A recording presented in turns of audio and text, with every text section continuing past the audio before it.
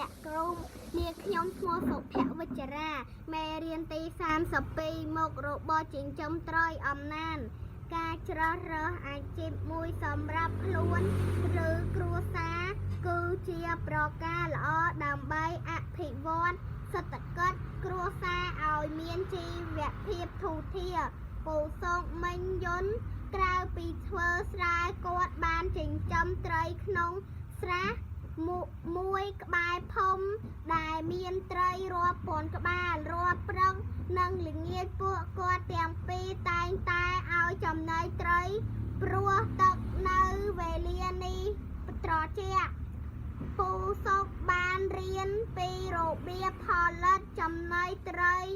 ដោយយកស្លឹកដំឡូងជ្វាចកត្រកួនបាយទាពោតសណ្តែកសៀងនិងសមាធាតុផ្សំផ្សេងទៀតដូចជាកន្ទក់ចុងអង្ករកាក់សំណល់ផ្ទះបាយម្សៅត្រីឬត្រីជីឡាលាយចូលគ្នាបន្ទាប់មកស្ងោរឲ្យឆ្អិនទុកឲ្យត្រជាក់មុននឹងដាក់ឲ្យត្រីស៊ីលើពីនេះពូសុកតែងកើបកាត់ជំរះស្មៅនិងព្រៃតូចដើម្បីឲ្យមានខ្យល់អុកស៊ីហ្សែនគ្រប់គ្រាន់ចូលក្នុងស្រះពេលខ្លះគាត់យកលាមកកមាន់ជ្រូកនិងស្ងួតដាក់បាតស្រះ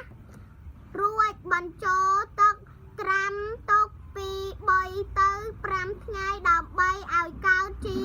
ចំណីធម្មជាតិសម្រាប់ឲ្យត្រីស៊ីនិងឆាប់បានទទួលផលការទិញចំណីត្រីពីផ្សារ